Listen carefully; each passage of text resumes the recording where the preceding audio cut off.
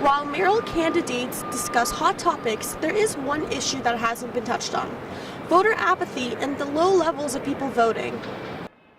Toronto hasn't seen a high number of voters in years, and many people blame it on apathy.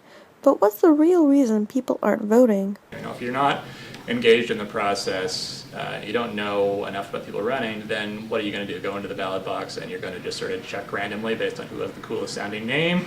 Those people, sometimes it just doesn't make sense for them to go and vote on voting day. So really the question is not why don't people vote, it's why don't they feel engaged in the process, of politics in general. The reason is that we often don't have political parties at the municipal level. And a lot of people say, oh, that's good, I don't like political parties. But as much as people say they don't like political parties, they use political parties as a way of working out what's going on in politics. The absence of political parties at the municipal level makes it very difficult for people to figure out, who should I vote for? The number of voters has started to decline since 1997, but this year there was an incredibly high number of people who voted in the advance poll. Why? Some of it is just that there are more places you can go to vote.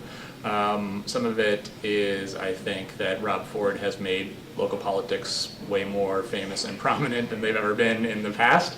So, people are following the selection like they maybe wouldn't have when it was, David Miller running against Jane Pitfield or, Mel Lastman running against nobody in 2000. This is an election with name recognition, with celebrity, with scandal, with drugs, with all sorts of stuff.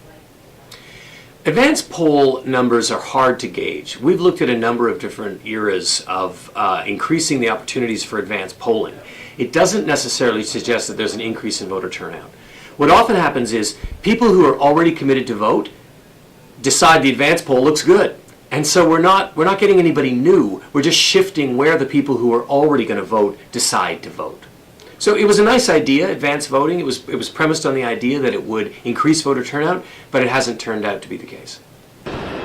While there was a really high number of people who voted in the early polls, there is no way to actually tell what will happen on election night. Whether you're going to go in and vote for who you think it will be the best mayor, or you're going to decline your vote, it's good to go in and make sure your voice is heard. Sabrina Biot, Skedline.